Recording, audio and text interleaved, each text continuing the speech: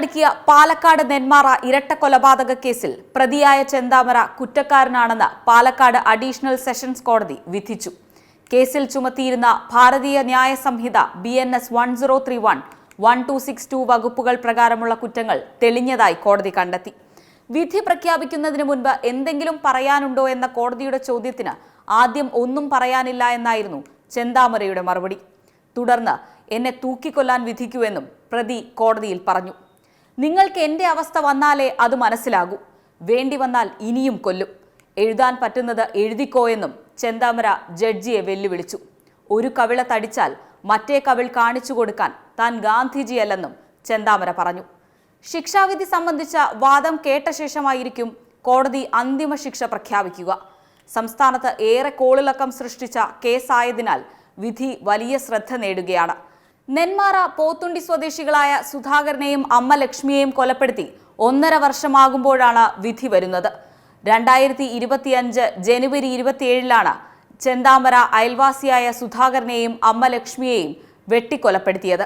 പ്രതിക്കായി മലയിടുക്കിൽ പോലീസും നാട്ടുകാരും ചേർന്ന് നടത്തിയ 2 ദിവസം നീണ്ട തെരച്ചിലിനൊടുവിൽ 28 രാത്രി 11 മണിയോടെ ചെന്താമരയെ പോത്തുണ്ടി മാട്ടായി വനമേഖലയിൽ നിന്ന് പോലീസ് കസ്റ്റഡിയിലെടുത്തു. ഫെബ്രുവരി 5 സുധാകരനെയും ലക്ഷ്മിയെയും കൊല്ലാൻ ഉപയോഗിച്ച കത്തി വാങ്ങിയ എലവഞ്ചേരിയിൽ ചെന്താമരയുമായി തെളിവെടുപ്പ് നടത്തി.